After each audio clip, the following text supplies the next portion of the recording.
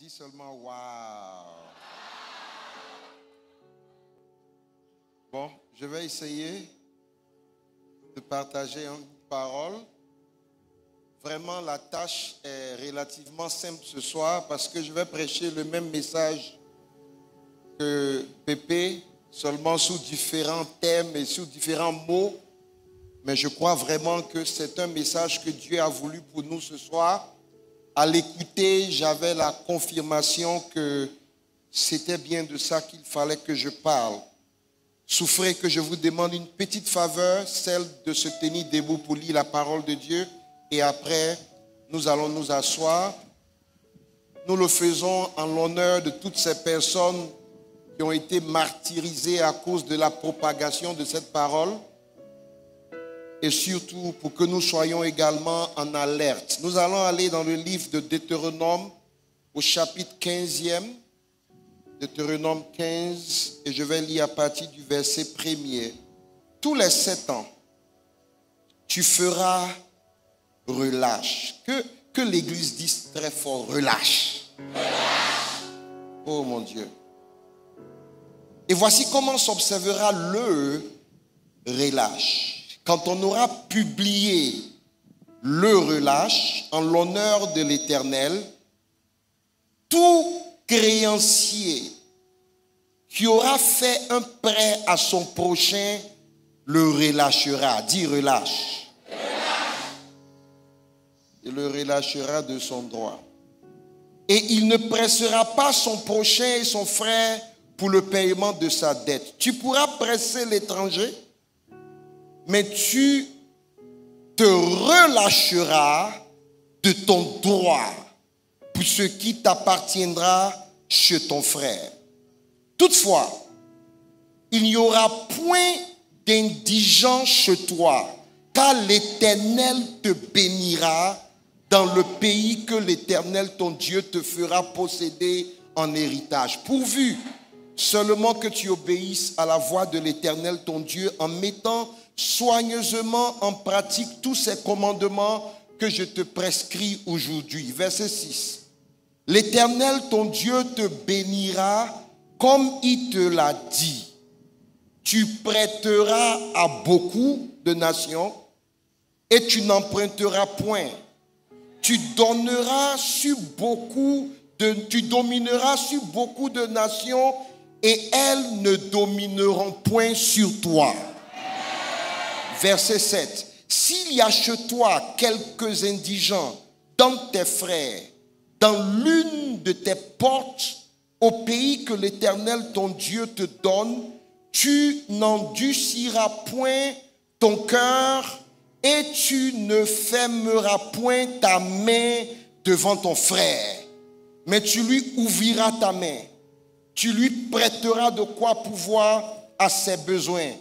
Garde-toi d'être assez méchant pour dire en ton cœur, la 7e année, l'année du relâche approche. Garde-toi d'avoir un œil sans pitié pour ton frère indigent et de lui faire un refus. Il crierait à l'Éternel contre toi et tu te chargerais d'un péché. Verset 10. Donne-lui et que ton cœur ne lui donne point à regret, car à cause de cela, l'Éternel ton Dieu te bénira dans tous tes travaux et dans toutes tes entreprises. Il y aura, regardez le verset 11, il y aura combien de fois? Toujours dans le pays. Il y aura toujours des indigents dans le pays. C'est pourquoi je te donne ce commandement. Tu ouvriras ta main à ton frère, aux pauvres et à l'indigent dans ton pays. Seigneur, amène-nous dans ta parole.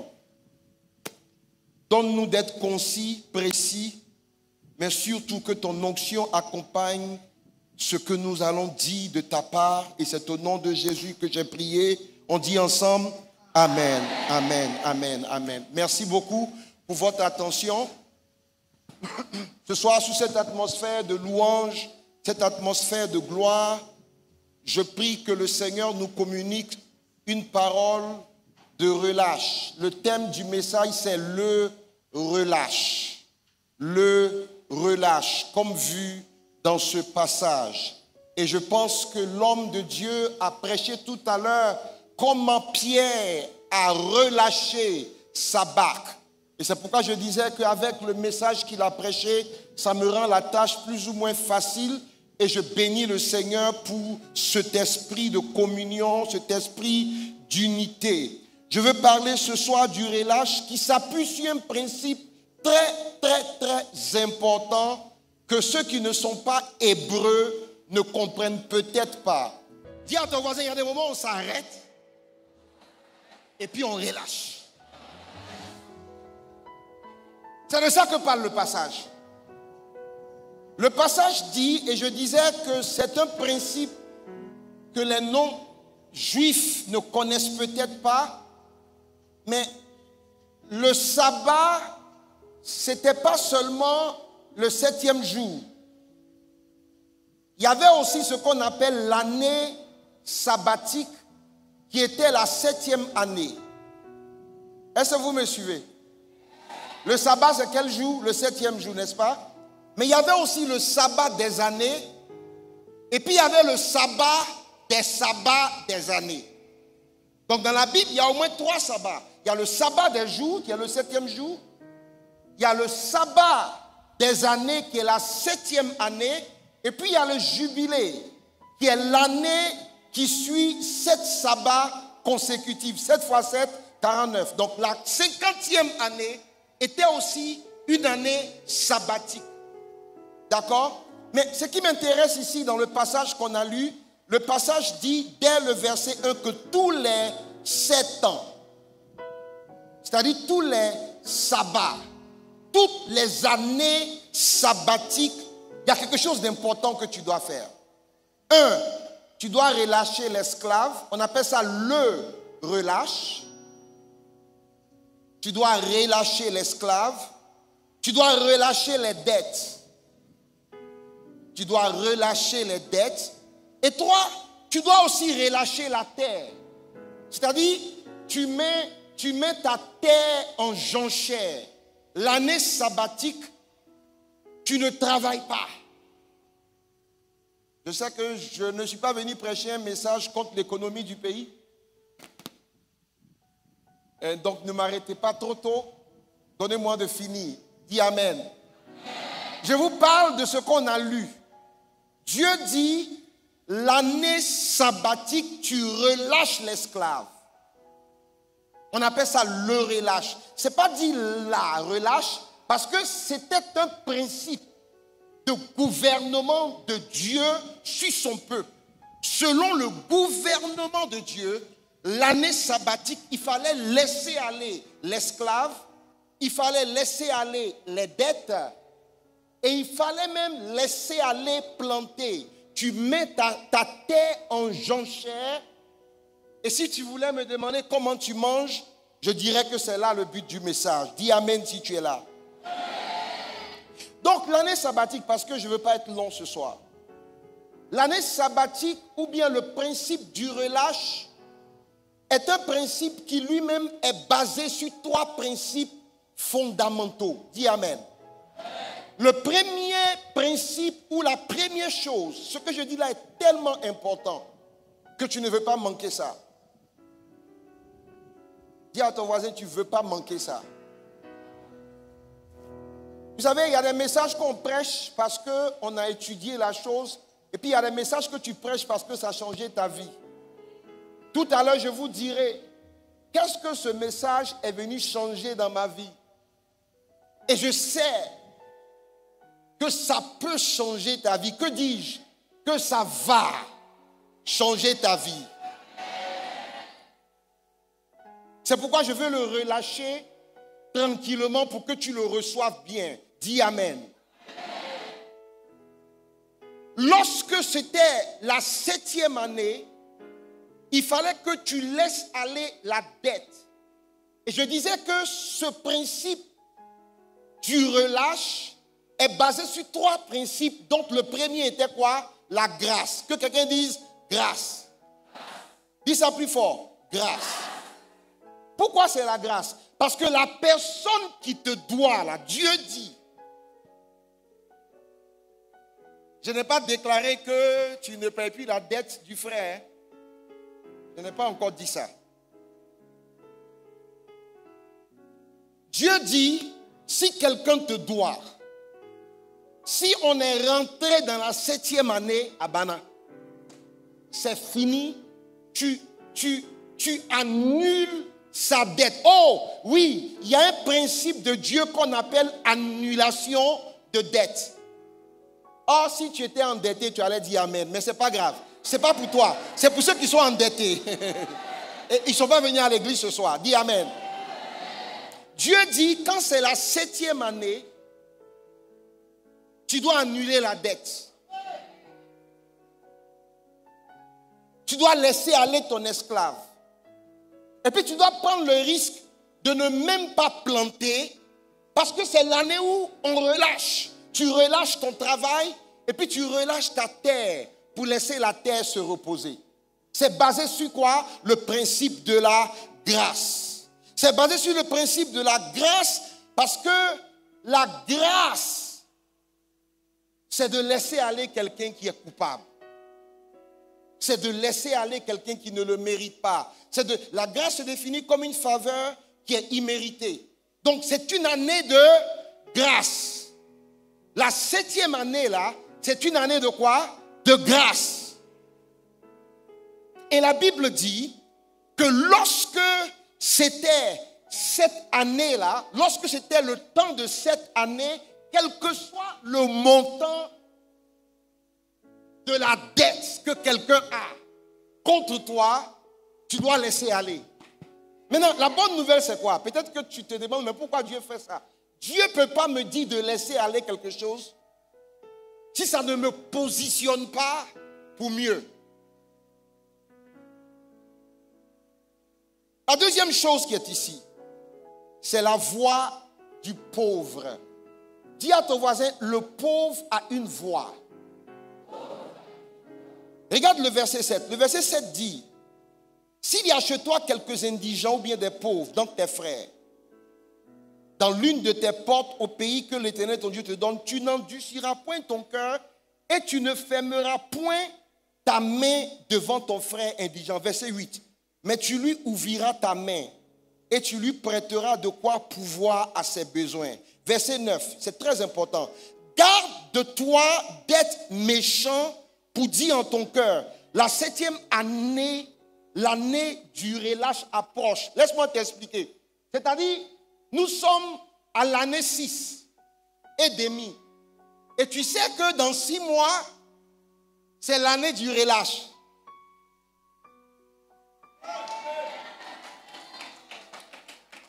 Logiquement, c'est pas là où tu as envie de prêter. Pourquoi? Parce que même si tu obéis à Dieu, tu sais que dans les 6 prochains mois, je suis obligé de faire quoi? De relâcher. Maintenant, regardez, est-ce que vous savez que Dieu est différent de l'homme? Dieu dit, je relis le verset 9 pour que tu comprennes. Garde-toi de raisonner comme le pasteur assis vient de dire là. Garde-toi de te dire que, regardez, je vais relire ça exactement. Il dit, garde-toi d'être méchant pour dire en ton cœur, la 7e année approche. Garde-toi d'avoir un œil sans pitié pour ton frère. Ça veut dire que si tu vois qu'il est, si tu vois qu'il a demandé ton aide, même si c'est demain,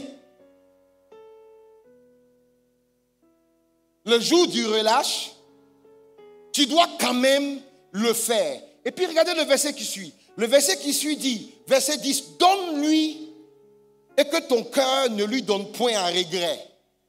Car à cause de ça, c'est-à-dire à cause de ce que tu aurais regretté de lui donner, l'Éternel, à cause de ce que tu lui aurais donné, l'Éternel te bénira. Mais au verset 11, il dit, il aura toujours un indigent et si tu ne lui donnes pas, qu'est-ce qui va se passer? Verset 11,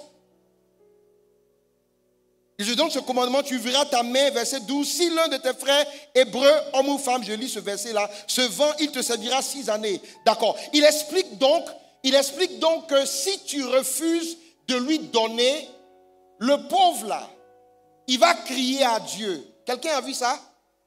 C'est écrit là-bas? C'est écrit où ça? Je ne vois plus. Voilà, le verset 9, la fin. Il dit, garde-toi d'avoir un œil sans pitié pour ton frère indigent de le lui faire un refus, il crierait. Vous avez vu ça? Ça veut dire que si c'est la 6e année, le 9e mois, dans 3 mois, c'est l'année du relâche. Et puis il dit, donne-moi 10 millions que tu as. Dieu dit, si tu calcules pour dire que je ne lui donnerai pas parce que je sais que dans 3 mois, c'est le temps du relâche, qu'est-ce qu'il va faire?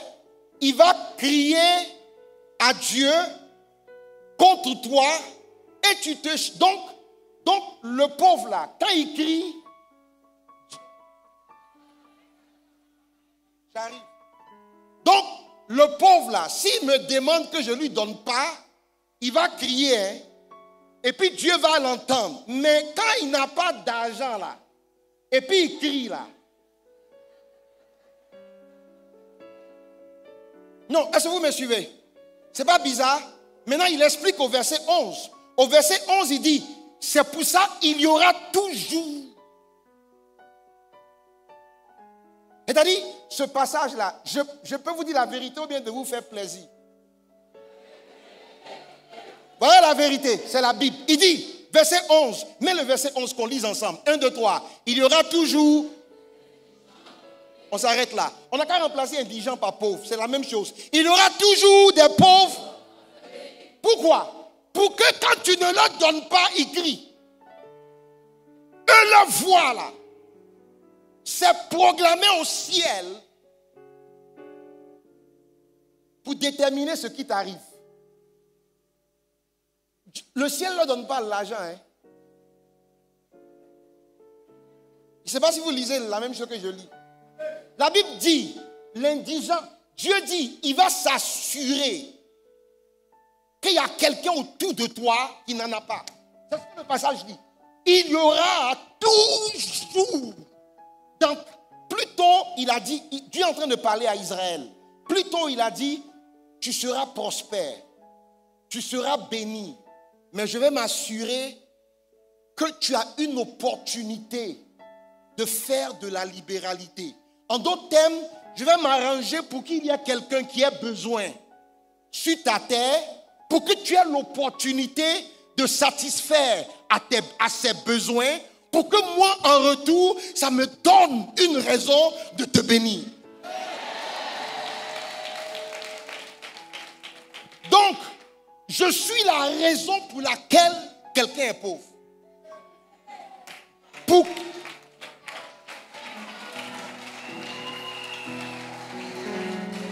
Parce que Dieu me donne. Vous savez, ce principe est tellement important.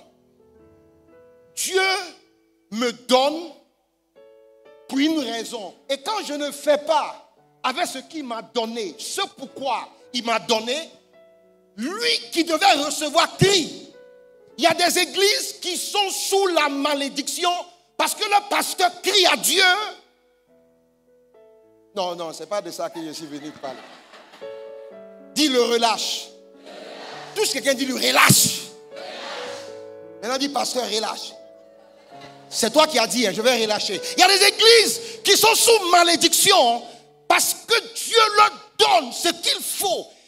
Mon père m'a dit un jour, il n'y a aucun besoin d'une église qui n'est pas dans la main du peuple de l'église. Ce n'est pas possible.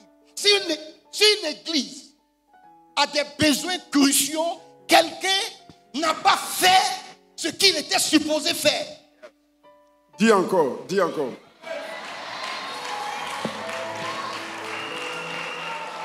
Il dit, il y a en fait, Dieu, moi je ne sais pas comment vous voyez Dieu, hein?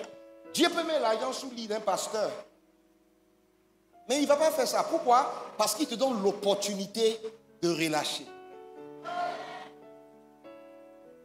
Chaque besoin dans l'église est une opportunité que Dieu nous donne.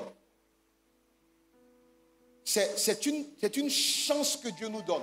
Chaque fois qu'il nous demande notre barque, Pépé, c'est une chance qu'il nous donne de faire notre meilleure pêche. Et si c'était parce qu'il fallait que Jésus utilise la barque qu'ils n'ont pas gagné le poisson. Parce qu'il serait au marché en train de vendre le poisson.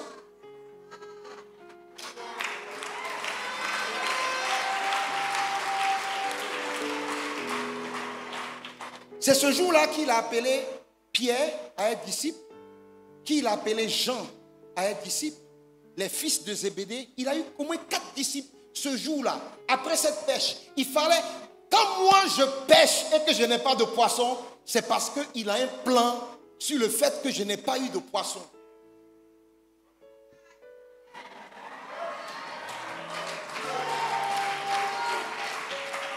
J'ai dit que le principe du relâche est basé sur la grâce, de laisser aller.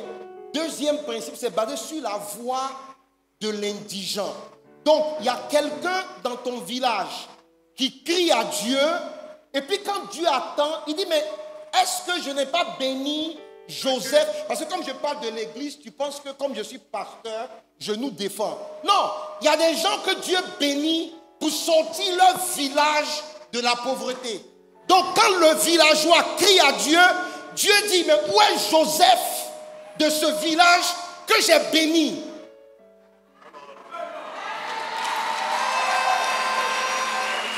C'est écrit dans votre Bible. C'est écrit.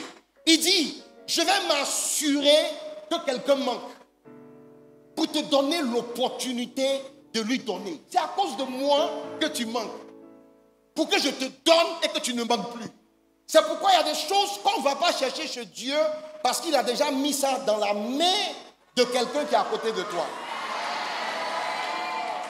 Il y a des prières qui n'ont pas de sens parce que Dieu a déjà donné. Prie pour que Dieu change le cœur de celui dans la main de qui il a mis ce dont tu as besoin. Tu n'as pas prié maintenant. Prie maintenant. Dis Seigneur, change le cœur de celui dans la main de qui tu as mis ma chose. De celui dans la main de qui tu as mis ma chose. En fait, c'est parce que le monsieur là a besoin de prière que c'est dans sa main Dieu a mis ta chose. Mais ça c'est pour un autre jour. Ça c'est pour un autre jour. Dis Amen si tu es là. Ah, maintenant voici la partie que j'aime. Le troisième principe est le principe du rendement. Dis rendement. Allons voir un détail de ça dans le livre de Lévitique, au chapitre 25. Oh, Shareboba Santaya Rabaka. Lévitique, chapitre 25. Le verset 18. À partir du verset 18. Mettez mes lois, observez mettez-les en, et vous habiterez en sécurité. Verset 19. Le pays donnera ses fruits. Je dis que ce principe-là, c'est le principe du rendement ou de la fertilité, si tu préfères. Le pays donnera quoi? Ses fruits. Vous mangerez à satiété et vous y habiterez en sécurité. Verset 20. Si vous dites, que mangerons-nous la 7e année? Dieu dit, comme je sais que la 7e année, tu vas mettre la terre en jonchère, je vais m'assurer. Bon, peut-être comme je dis terre, tu ne comprends pas. Comme je sais qu'au mois d'août, il y a l'action de grâce de Sinaï, au mois de juillet,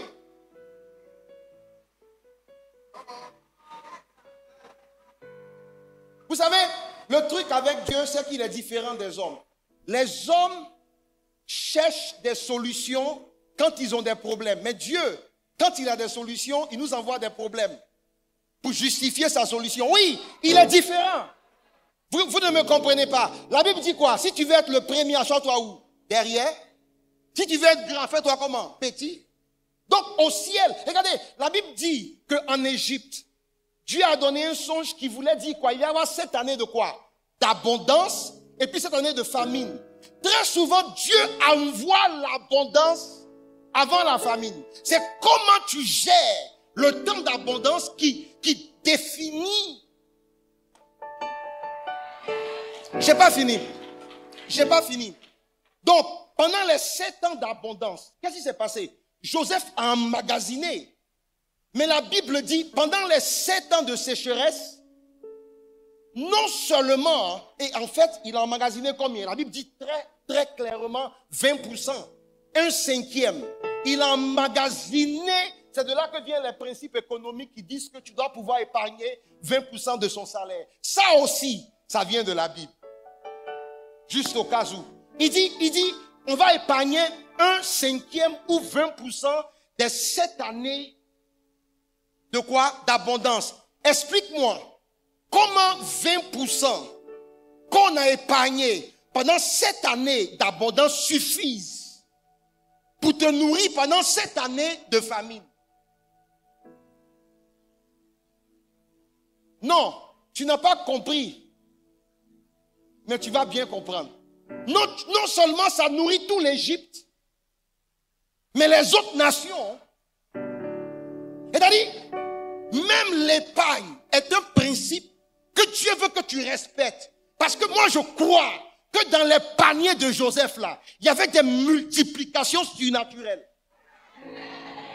Comment 20% d'épargne pendant 7 ans nourrit ou bien couvre 100% des besoins de 7 ans plus bonus? Parce que les autres nations venaient aussi.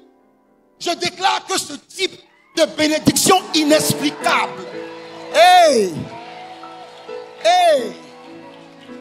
Oh, je n'ai pas envie d'être long. Je n'ai pas envie d'être long. Donc Dieu dit, la 6e année, comme je sais que la 7e année, tu ne vas pas travailler et que tu vas laisser aller l'esclave, je vais te donner 3 fois ce que tu as l'habitude de produire. Il y a des choses ici qu'on ne doit pas manquer. La première chose, ça veut dire que déjà la terre, là, ça peut produire 3 fois ce que ça avait l'habitude de produire. Il dit, je vais... Qui veut voir 3 fois son salaire à partir du mois prochain? Ça est dans la Bible. Ça est dans la Bible. Déclare avec moi, parce que je suis dans la maison de Dieu ce soir. Je déclare que l'onction du triple me visite. Que l'onction du triple me visite. Tu n'as pas dit ça comme si tu étais convaincu. Tu n'as pas dit ça comme si tu étais convaincu. L'onction de Dieu me visite. Tu n'as pas dit ça comme si tu étais convaincu. L'onction me visite.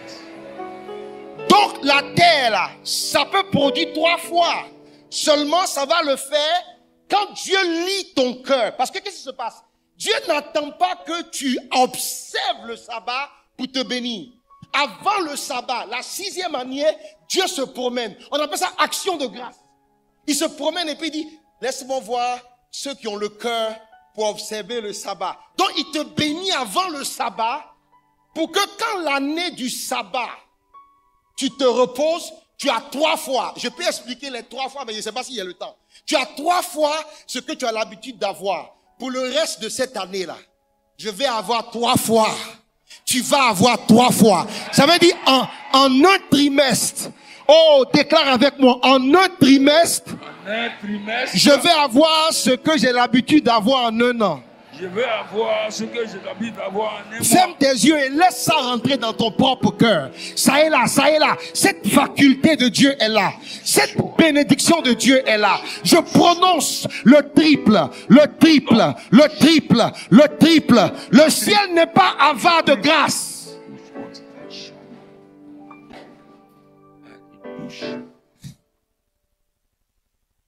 Alléluia.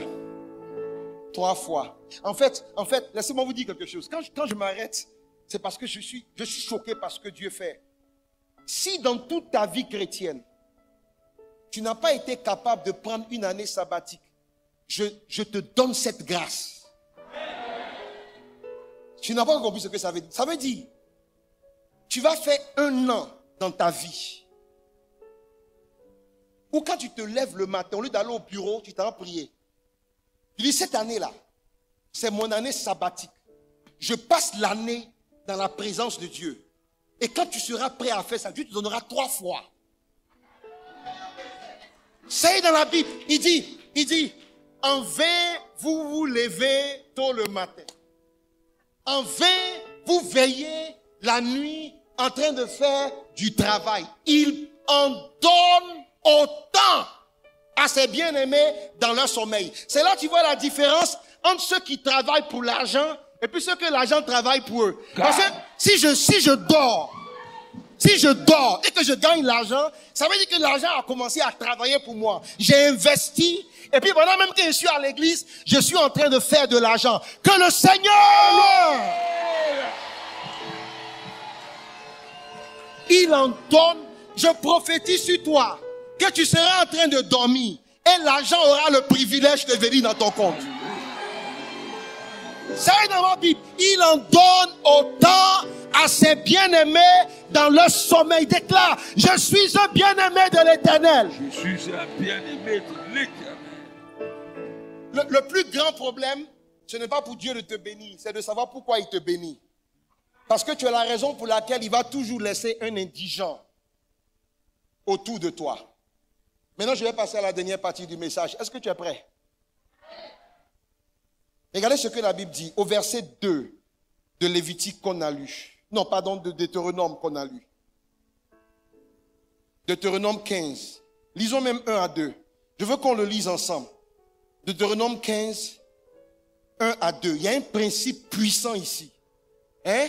Deutéronome 15, 1 à 2. Je veux que tout le monde regarde avec moi. Je vais compter à 3 et puis on va le lire. 1, 2, 3. Tous les... Tu feras quoi? Verset 2.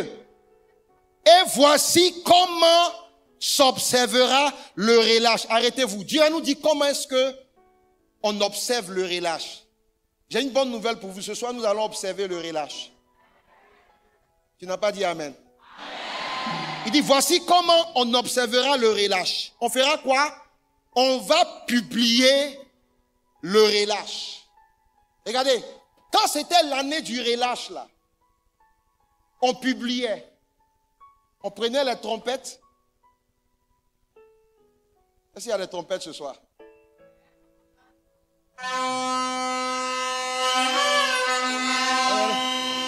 C'est dans la Bible, hein? On a fait ça tout à l'heure. Quand c'est l'année du relâche, quelqu'un dit publication. Bon, peut-être que ce thème, on n'est pas habitué. Dit proclamation. Quand les gens se lèvent à 4 heures, et puis ils disent, Allah, vous pensez qu'ils ne savent pas ce qu'ils font? Ils proclament, ils déclarent, ils prononcent. Dieu dit, pour exécuter ou bien décider que c'est l'année du relâche, il fallait faire quoi? Il fallait le prononcer, il fallait le déclarer. Allons-y rapidement dans Luc 4, 18 à 19. C'est Jésus qui va dans le temple, qui prend donc le livre et qui tombe sur ce passage d'Ésaïe, qui dit quoi? L'Esprit du Seigneur, parce qu'il m'a appelé à tomber à l'église. Non. Oh, je pensais que c'est quand les gens tombent, on dit, il y a onction aujourd'hui. L'Esprit du Seigneur, Suis-moi. parce qu'il m'a, Ouais. pour faire quoi? Pour annoncer Une bonne nouvelle. aux pauvres. Ça ne ressemble pas à quelque chose qu'on a lu dans Deutéronome. Pour annoncer une bonne nouvelle à qui? Je dois leur annoncer que leur problème est réglé. Come on. Et puis quoi? Il m'a envoyé pour faire quoi? Et pour proclamer aux captifs la délivrance, aux aveugles le recouvrement de la vue, pour renvoyer libres qui? Les opprimés. Les esclaves doivent partir. Les opprimés, ça doit s'arrêter. Les dettes doivent s'arrêter. Continue. Pour publier une année. De grâce. Suivez-moi. Jésus est en train de proclamer le relâche. Est-ce que vous comprenez? Jésus est en train de proclamer le relâche. Maintenant, suivez-moi, s'il vous plaît, suivez-moi. Nous sommes maintenant dans la nouvelle alliance. On n'a plus besoin d'attendre 7 ans. La Bible dit, les bontés de l'Éternel se renouvellent chaque 7 ans. Non, chaque jour, chaque matin. Ça veut dire, Yes. ça veut dire quoi? Ça veut dire, quand quand la Bible dit les bontés se renouvellent chaque matin, c'est pas à 6 heures. Matin, c'est quand tu te lèves. C'est une façon de dire que quand tu te lèves et que tu proclames là, le matin commence. Come on.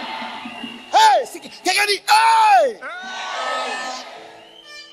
Je n'ai pas entendu dire hey! Maintenant, Jésus dit, je proclame. Il n'a pas dit ça comme ça, mais c'est ça. Je proclame le relâche. Vous savez pourquoi il n'a pas tout expliqué? Parce que c'était pas le jour, c'était pas l'année de la proclamation. Mais il dit, je publie aujourd'hui. Mais Jésus, ça fait pas 7 ans. Ce n'est pas l'année du sabbat. Je m'en fous. Parce que, comme je suis l'accomplissement du sabbat, à partir de moi, en fait, vous avez remarqué à la piscine de Siloué, il y avait un temps où les anges remuaient l'eau. Mais quand Jésus est venu, il y a eu guérison sans remuage de l'eau. Pourquoi? Parce que ce gars que nous servons transcende les temps et les saisons. C'est pourquoi il peut se permettre de dire à un figuier, mais toi tu as quel problème? Oui. Je viens vers toi et tu n'as pas de fruits. Les disciples, non Seigneur, tu comprends pas. Ce n'est pas sa saison. Il dit, vous discutez saison avec moi? Non. Foutage.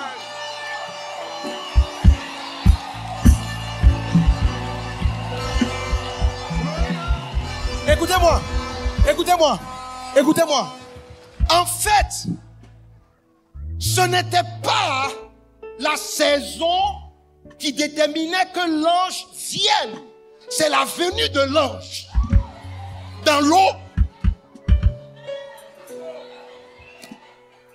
Je peux redire ça?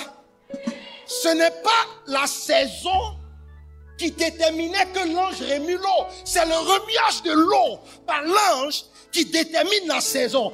Donc, si un ange peut marquer une saison de guérison, et Jésus. Dis à ton voisin, et Jésus, et Jésus, et Jésus, et Jésus, et Jésus. Ce soir, dis ce soir, je vais proclamer mon année de grâce. Tu ne crois pas encore, tu ne crois pas encore, tu ne crois pas encore, tu ne crois pas encore, tu ne crois pas encore, tu ne crois pas encore. Répète, dis ce soir, mon année de grâce commence. Mon année de grâce commence. Right now.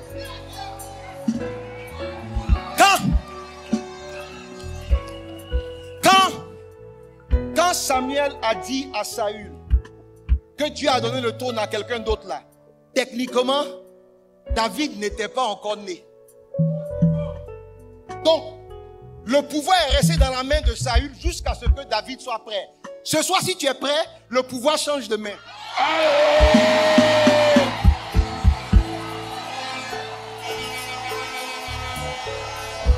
El Kabot. Ce soir, l'Esprit du Seigneur est sur nous pour proclamer une nouvelle saison de grâce pour la Côte d'Ivoire.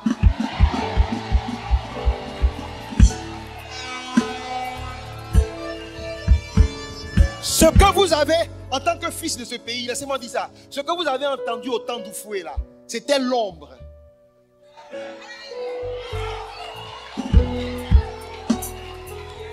C'était l'ombre des choses à venir. Je vais compter à 3 et tout le monde va crier saison de grâce. 1, 2, 3.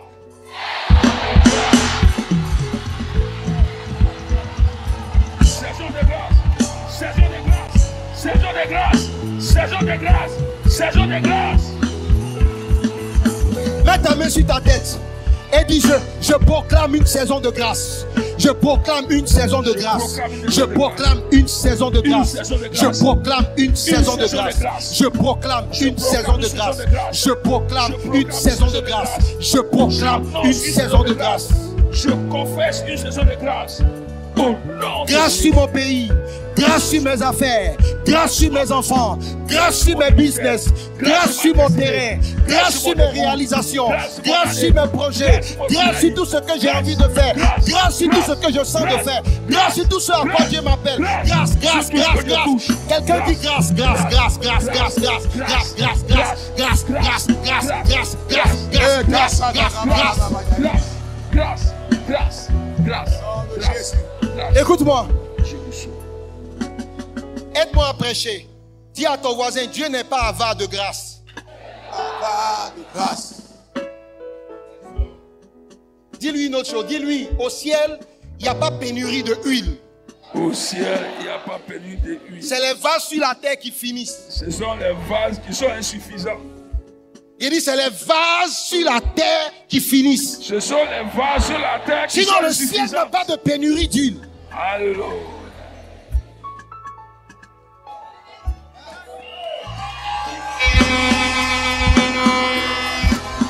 Ok. Papa, comme Jésus est venu accomplir la loi et que tu dois attendre 7 ans pour déclarer la saison de grâce, il veut tout changer. Il veut tout briser. Donc, il fait un ministère de 3 ans et demi qui est au milieu de 7 ans. Comme le voile qui se déchire. Il est en train de dire, on n'attendra plus 7 ans. Je déchire ça. Au lieu de 7 ans, je fais 3 ans et demi.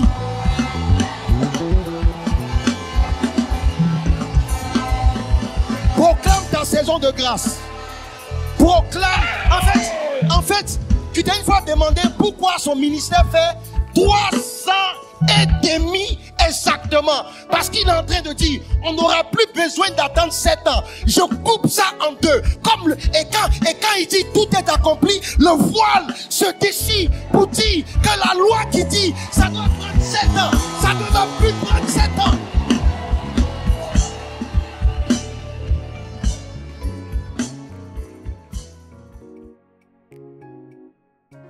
Merci d'avoir été avec nous aujourd'hui.